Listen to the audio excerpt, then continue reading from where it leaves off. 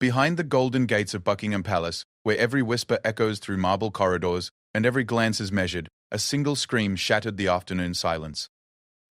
It wasn't the polite distress of royal protocol or the controlled panic of a diplomatic emergency.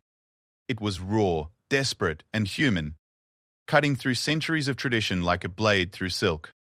What the palace guards found in the East Wing's music room that day would challenge everything they thought they knew about duty, loyalty, and the price of keeping royal secrets. Some doors, once opened, can never be closed again. Some truths, once heard, change everything forever. This is the story of Guard Captain Marcus Chen, Princess Charlotte, and the moment when the invisible walls of the palace became all too real. The afternoon sun filtered through the tall windows of Buckingham Palace, casting long shadows across the polished marble floors. Guard Captain Marcus Chen adjusted his ceremonial uniform one final time before beginning his patrol of the East Wing. At 32, he had served the royal household for 8 years, long enough to know that the palace held more secrets than tourists could ever imagine. Marcus moved with practiced silence through the corridors, his trained eyes scanning every corner, every doorway. The East Wing housed the private apartments and recreational spaces used by the younger royals, and today felt different somehow. There was a tension in the air that made the fine hairs on the back of his neck stand up. Princess Charlotte had returned from her European tour 3 days ago. But something about her demeanor during the welcome ceremony had troubled him. The usual sparkle in her eyes was missing, replaced by something that looked dangerously close to fear. As head of her personal security detail, Marcus had learned to read the subtle signs that indicated when a member of the royal family was struggling. The music room was located at the end of the East Wing corridor, its heavy oak doors usually closed during afternoon hours. Today, however, a thin sliver of light escaped from beneath the door, and Marcus could hear the faint sound of piano keys being struck in an erratic, almost violent pattern.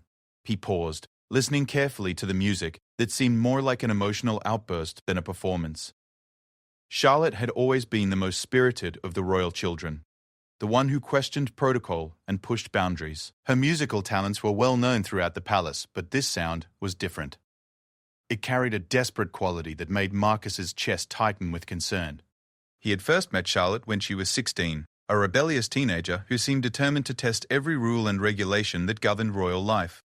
Over the years, he had watched her grow into an intelligent and compassionate young woman, but he had also witnessed the increasing pressure that came with her position. The weight of expectations, the constant scrutiny, and the sacrifices required by royal duty had begun to take their toll. The piano music stopped abruptly, replaced by an unsettling silence that seemed to pulse through the corridor. Marcus waited, every instinct telling him that something was wrong. His training had taught him to respect privacy and maintain appropriate boundaries, but his human instincts were screaming that the princess needed help. A crash echoed from within the music room, followed by what sounded like books or sheet music hitting the floor. Marcus's hand instinctively moved to his radio, but he hesitated. Protocol dictated that he should contact his supervisor before entering any private space without permission. However, another sound made his blood run cold, a muffled sob that spoke of genuine distress. Charlotte had been struggling since her return from the European tour, though she had tried to hide it behind her usual bright smile and carefully controlled public appearances. The tour had been successful by all official accounts, but Marcus had noticed subtle changes in her behavior. She seemed more withdrawn, more prone to sudden mood changes, and there were dark circles under her eyes that suggested sleepless nights. The sound of glass breaking decided the matter for him. Marcus stepped forward and knocked firmly on the door, his voice carrying the authority of his position while maintaining the respect due to a member of the royal family. "Your Royal Highness, this is Captain Chen. Are you quite all right?" Silence stretched between them, broken only by the distant sound of footsteps in other parts of the palace. Marcus waited, counting the seconds and growing more concerned with each moment that passed without a response. His training warred with his human instincts, protocol battling against genuine worry for someone he had come to respect and care about. Finally, Charlotte's voice came through the door, strained and barely recognizable. "Please go away, Captain Chen. I'm perfectly fine." But she wasn't fine, and they both knew it. The tremor in her voice, the formal way she had addressed him when she usually called him Marcus, and the obvious sounds of distress from within the room, all pointed to someone in crisis. Marcus had seen enough members of the royal family struggle with the pressures of their position to recognize the signs. The isolation, the inability to seek help through normal channels, and the weight of maintaining a perfect public image while dealing with private turmoil. It was a burden that few people could truly understand, and one that had claimed casualties throughout royal history. "Your Highness," he said carefully, "I heard some concerning sounds. I'm required to ensure your safety and well-being. May I please enter to confirm that you're unharmed?" Another long pause followed, during which Marcus could hear movement within the room. When Charlotte's voice came again, it was different, strained, and desperate in a way that made his heart race with alarm. "I can't do this anymore, Marcus. I just can't." The words hit him like a physical blow. In all his years of service, he had never heard such raw desperation from any member of the royal family. These were people trained from birth to maintain composure, to never show weakness or vulnerability in front of staff. For Charlotte to speak so openly about her struggles meant that she was at a breaking point. Without waiting for further permission, Marcus tried the door handle. It was locked, which was unusual for the music room during daytime hours. His concern deepened as he realized that Charlotte had deliberately isolated herself, possibly in preparation for something that didn't bear thinking about. "Princess Charlotte," he said firmly, abandoning protocol entirely. "I'm coming in. Step away from the door." He used his master key, the one that palace security carried for emergency situations. As the lock clicked open, Marcus pushed the door gently and stepped inside, immediately taking in the scene before him. The music room was in chaos. Sheet music was scattered across the floor, a crystal vase lay shattered near the window, and the piano bench had been overturned. Charlotte stood in the center of the destruction, her usually immaculate appearance disheveled. Her designer dress was wrinkled, her hair had fallen from its careful styling, and tears streaked her face. But it was her eyes that truly alarmed him. They held a wildness that spoke of someone who had been pushed beyond their limits, someone who felt trapped with no way out. In her hand, she clutched a letter that had been crumpled and smoothed out multiple times, the paper soft with handling. Marcus moved slowly into the room, his hands visible and his posture non-threatening. His training in crisis intervention kicked in, overriding his natural deference to royal protocol. Right now, Charlotte wasn't a princess who needed to be treated with formal respect. She was a young woman in crisis who needed genuine human support. "Charlotte," he said softly, using her first name intentionally, "what's happened? What's in that letter?" She looked at him with eyes that seemed much older than her 24 years, and for a moment, he saw not the confident princess the public knew, but a frightened young woman who felt completely alone. "Everything," she whispered, her voice breaking. "Everything I've tried to hide, everything I've tried to handle on my own. It's all falling apart, and I don't know how to fix it." The letter in her hands shook as she spoke, and Marcus realized that whatever it contained, it had been the catalyst for her current state. He also understood that he was now involved in something that would challenge every aspect of his training, his loyalty, and his understanding of duty. As he stood in that destroyed music room, facing a member of the royal family at her most vulnerable moment, Marcus Chen had no idea that his next decisions would set in motion events that would shake the very foundations of the palace and force everyone involved to question what truly mattered when duty and compassion collided. The afternoon sun continued to stream through the windows, but the atmosphere in the room had changed forever. Some boundaries, once crossed, could never be uncrossed.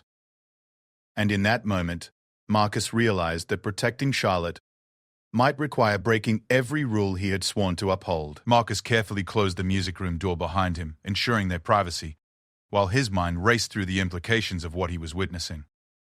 Charlotte stood frozen in the center of the destroyed room, the crumpled letter still clutched in her trembling hands. The afternoon light revealed tear tracks on her cheeks and a vulnerability that he had never seen from any member of the royal family. "May I sit down?" he asked gently, gesturing toward one of the undamaged chairs near the window. Charlotte nodded mutely, and Marcus deliberately chose a seat that put him at her eye level rather than towering over her.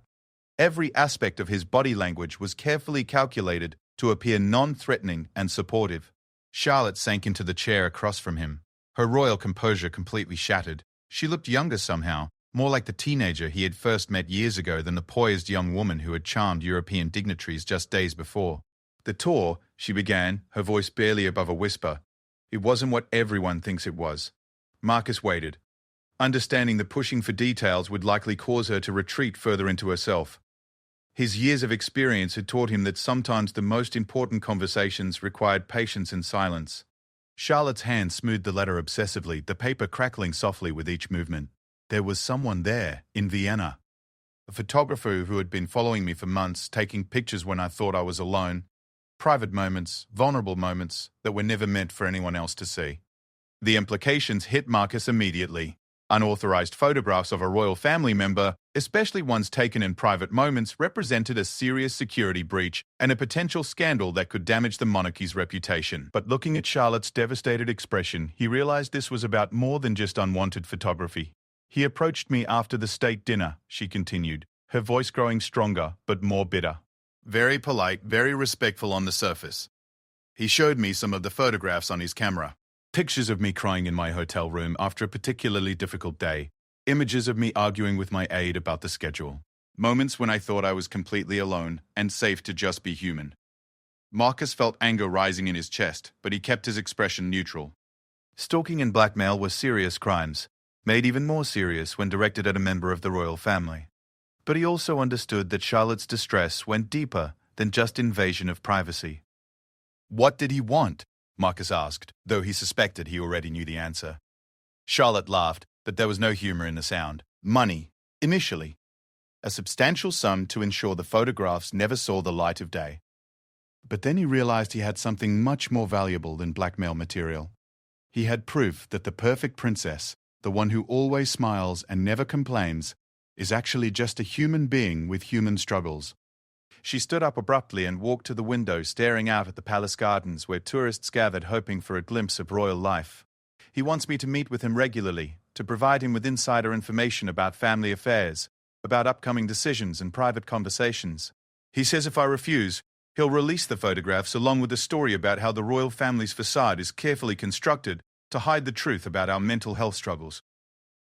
Marcus understood now why Charlotte had been so withdrawn since her return. The photographer had essentially made her a prisoner in her own life, using her vulnerability against her and threatening to expose the very human struggles that she had tried so hard to manage privately. Have you told anyone else about this? He asked, already knowing the answer from her defeated expression. How can I? Charlotte turned back to face him, her eyes blazing with frustrated anger. If I tell my family, they'll be furious that I allowed myself to be vulnerable enough for someone to exploit. The security team will be blamed for failing to protect me, and there will be investigations and protocols, and everyone will treat me like I'm made of glass. If I tell the press office, they'll want to control every aspect of how this is handled, and I'll lose what little privacy I have left. Marcus realized that Charlotte had been carrying this burden alone for days, trying to figure out how to handle a situation that had no good solutions. The isolation of royal life, which often protected the family from outside pressures, had become a trap that prevented her from seeking the help she desperately needed. And if you do what he asks, Marcus prompted gently. Charlotte's shoulders sagged with defeat. Then I become a traitor to my own family. I betray the trust that has been placed in me. And I spend the rest of my life wondering when he'll decide that I'm no longer useful and release everything anyway. I become complicit in my own destruction. The weight of her dilemma was staggering. Charlotte was facing a choice between betraying her family or allowing herself to be publicly humiliated with her private struggles used as entertainment for the masses. Either path led to the destruction of the life she had tried so carefully to build. Marcus studied her face, seeing the exhaustion that went bone deep. How long did he give you to decide? Today, Charlotte said, her voice breaking again. I'm supposed to meet him tonight with my answer. If I don't show up, or if I refuse his terms, the photographs will be released to every major news outlet by morning. The timeline explained the desperate urgency of her current state. She had less than a few hours to make a decision that would affect the rest of her life, and she was facing it completely alone. Marcus stood up slowly, his mind racing through possibilities. His training had prepared him for many scenarios, but nothing had prepared him for watching someone he cared about being systematically destroyed by a predator who understood exactly how to exploit the unique vulnerabilities of royal life. Charlotte, he said firmly, you're not alone in this, and you don't have to make this decision by yourself. She looked at him with a mixture of hope and skepticism. What are you suggesting, that you somehow make this problem disappear? That's not how the real world works, Marcus. This isn't a fairy tale where the guard saves the princess. No, Marcus agreed. But it is a situation where someone with experience in security and crisis management can help someone who's being targeted by a criminal. Because that's what this is, Charlotte. This isn't just harassment or invasion of privacy. This is extortion and stalking, and there are legal remedies available. Charlotte shook her head. Legal remedies that would require making everything public. Court proceedings that would put every detail of my private struggles on display for the world to see. The cure would be worse than the disease. Marcus understood her hesitation, but he also saw something in her expression that gave him hope. Despite her despair, Charlotte was still fighting. She hadn't given up completely, or she would never have allowed him into the room in the first place. What if there were other options? He asked carefully. Ways to handle this that don't require public exposure or family involvement, at least not initially. Charlotte searched his face, looking for false promises or empty reassurances. What kind of options? Marcus moved closer to the window, his mind working through the logistics of what he was considering. It would be risky, potentially career-ending if it went wrong, but looking at Charlotte's desperate expression, he realized that some risks were worth taking. I have contacts outside the palace, he said slowly. People who specialize in situations like this, who understand how to handle blackmail and stalking cases discreetly. It would mean trusting people outside the royal circle, and it would mean taking action that isn't officially sanctioned. Charlotte was quiet for a long moment, processing what he was suggesting. You're talking about going outside official channels, about handling this without involving the palace security apparatus. I'm talking about treating you like a human being who deserves help, rather than a royal asset that needs to be managed, Marcus replied. Sometimes the unofficial approach is more effective than the official one. The letter crackled again as Charlotte's grip tightened. If you're caught helping me outside of proper channels, your career would be over. You could face criminal charges for misusing your position. Marcus met her eyes steadily. Some things are more important than careers. For the first time since he had entered the room, Charlotte's expression showed something other than despair. It wasn't quite hope yet, but it was the beginning of something that might grow into hope with the right care. What would you need from me? She asked quietly. Everything, Marcus replied. The complete truth about what happened, copies of any communications you've had with this photographer, and most importantly, your trust that I'm acting in your best interests, even when it might not look that way. Charlotte walked back to her chair and sat down, the letter still in her hands, but held less tightly now. If we do this, if we try to handle it your way, what happens to the meeting tonight? Marcus smiled grimly. You're not going to that meeting alone. In fact, you're not going to that meeting at all, at least not in the way he's expecting. The conversation that followed would change everything for both of them, setting in motion events that would test every principle Marcus held dear and force Charlotte to confront not just her blackmailer, but her own relationship with the institution she had been born to serve. 3 hours later, Marcus found himself in a position he had never imagined occupying. He sat in an unmarked car outside a small cafe in South London, wearing civilian clothes and carrying equipment that definitely wasn't part of his standard palace security gear. Next to him, Detective Inspector Sarah Walsh adjusted her earpiece and checked her recording equipment one final time. Sarah was an old friend from Marcus's military days, someone who had transitioned into London's specialized crimes unit after their service together. When he had called her earlier that afternoon, explaining the situation in carefully vague terms, she had immediately understood the gravity of what they were dealing with. Your princess has nerves of steel, Sarah observed, watching through binoculars as Charlotte entered the cafe exactly on schedule. Most people in her position would have fallen apart completely by now. Marcus watched Charlotte through the window, admiring her composure despite knowing how terrified she must be. She had insisted on going through with the meeting, arguing that it was the only way to gather the evidence they would need to stop the photographer permanently. She wore a simple dress and minimal makeup, looking more like a university student than a member of the royal family. Hidden beneath her clothing was a sophisticated recording device that would capture every word of the conversation, while Sarah's team maintained visual surveillance from multiple positions around the cafe. It was a risky operation that relied heavily on Charlotte's ability to maintain her composure while facing the man who had been tormenting her. The photographer arrived 15 minutes late, a deliberate power play that was meant to increase Charlotte's anxiety. Marcus recognized him immediately from the security briefings he had reviewed while planning this operation. Victor Petrov, a freelance photographer with a reputation for aggressive tactics and a history of stalking high-profile targets. Petrov was in his early 40s, with the kind of unremarkable appearance that made him perfect for surveillance work.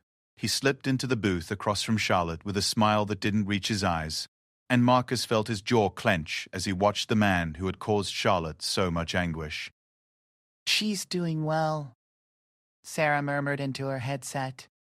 Target is seated and appears relaxed, beginning recording. Through their surveillance equipment, Marcus and the team could hear every word of the conversation. Petrov's voice carried a slight accent and a tone of casual confidence that made Marcus's blood boil. "Princess Charlotte," Petrov said. "How lovely to see you again. I trust you've had time to consider our discussion?" Charlotte's voice was steady, giving no hint of the fear Marcus knew she must be feeling.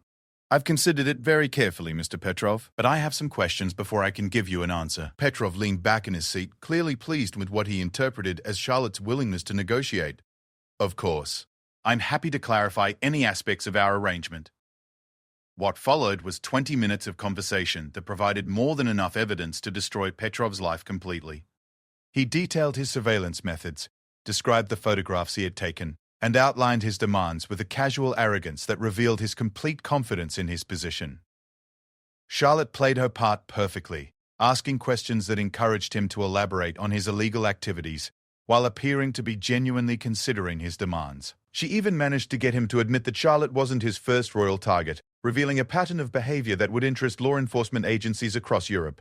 "The beauty of this arrangement," Petrov explained, "is that it benefits both of us. You provide me with information that I can use to enhance my photography business, and I ensure that your private struggles remain private. It's a partnership based on mutual advantage." "And if I were to refuse?" Charlotte asked, her voice carefully neutral. Petrov's smile turned cold. "Then by tomorrow morning, every news outlet in Britain will have access to a comprehensive collection of photographs showing the real Princess Charlotte. The woman who breaks down in private, who argues with her staff, who shows all the human weaknesses that the royal family works so hard to hide." It was exactly the kind of explicit threat that Sarah's team needed to make their case. Marcus watched as Sarah signaled to her positioned officers, knowing that Petrov had just sealed his own fate. But Charlotte wasn't finished. With a composure that amazed everyone listening, she leaned forward and looked Petrov directly in the eyes. "Mr. Petrov," she said calmly, "I think you've misunderstood something fundamental about both me and the situation you think you've created." Petrov's confident expression faltered slightly. "I'm not sure I follow." "You seem to believe that I'm ashamed of being human," Charlotte continued. "That I'm so desperate to maintain a perfect image that I'll betray my family and my principles to avoid having people see that I sometimes struggle with the pressures of my position." Marcus felt a surge of pride as he listened to Charlotte take control of the conversation. This wasn't the desperate young woman he had found in the music room earlier. This was the princess he had always known she could be when she stopped trying to be perfect and started being authentic. "But here's what you don't understand," Charlotte said, her voice growing stronger. "I'm not ashamed of those photographs. I'm not ashamed of crying when I'm overwhelmed, or of having human reactions to inhuman pressures. What I am ashamed of is that I almost let you convince me that my humanity was something to be hidden and exploited." Petrov was clearly confused by the direction the conversation was taking. "Princess, I think perhaps you don't understand the full implications of what I'm offering." "Oh, I understand perfectly," Charlotte replied. "You're offering to destroy my life slowly instead of quickly. You're offering to make me complicit in my own torment. But I've realized something important since our last conversation." She paused, and Marcus could see her gathering her courage for what came next. "I've realized that I'd rather face the consequences of being human than live with the consequences of being your victim." Petrov's face darkened as he began to understand that the conversation wasn't going according to his plan. "Princess, I don't think you fully appreciate what's at stake here." "I appreciate it completely," Charlotte said firmly. "My reputation, my family's privacy, my ability to do my job effectively. All of it is at stake. But you know what I've learned? All of those things are meaningless if I have to sacrifice my integrity to protect them." Sarah's voice crackled through Marcus's earpiece. "Teams are in position, ready to move on your signal." Marcus watched as Charlotte stood up from the table, her posture straight and her expression calm. "Mr. Petrov, our conversation has been very enlightening. Not just for me, but for the Metropolitan Police officers who have been recording every word you've said." The color drained from Petrov's face as he realized he had walked into a trap. His eyes darted around the cafe, finally noticing the plainclothes officers who had been positioned throughout the space. "You see," Charlotte continued, "while you were busy trying to exploit my vulnerability, I was learning something important about the difference between being weak and being human. Being human isn't a weakness to be hidden. It's a strength to be celebrated." Sarah's team moved in swiftly and professionally, surrounding Petrov before he could react. As they informed him of his rights and began the arrest procedure, Charlotte walked calmly toward the exit, her head held high.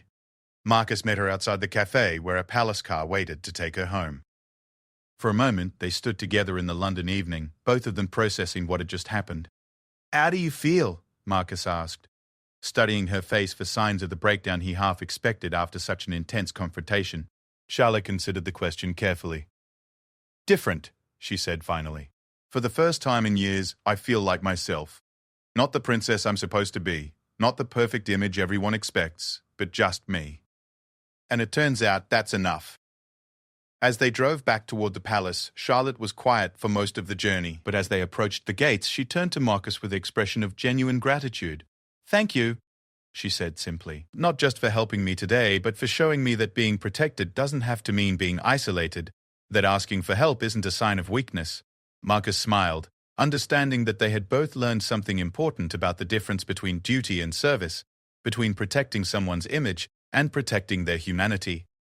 The next morning, the palace released a statement that surprised everyone who thought they understood how the royal family handled crises. Instead of the usual carefully worded denial or deflection, it was an honest acknowledgement that members of the royal family, like everyone else, sometimes struggled with the pressures of their positions. The statement, written primarily by Charlotte herself, spoke about the importance of mental health awareness and the dangers of expecting public figures to maintain impossible standards of perfection.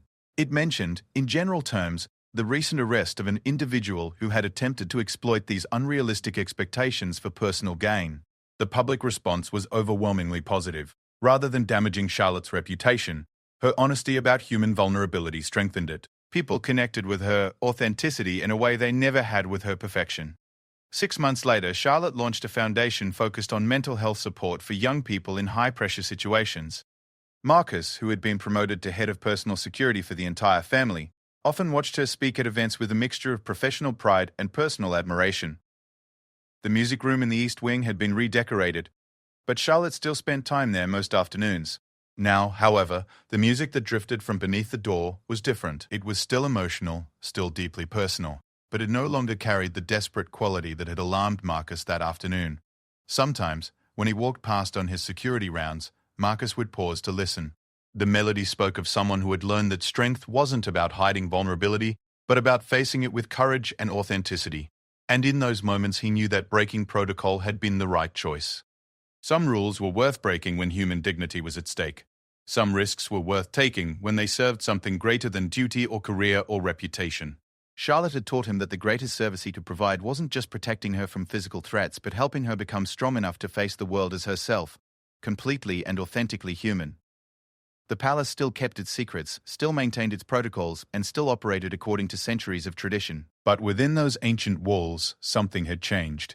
The understanding that humanity wasn't a weakness to be hidden, but a strength to be celebrated, had taken root.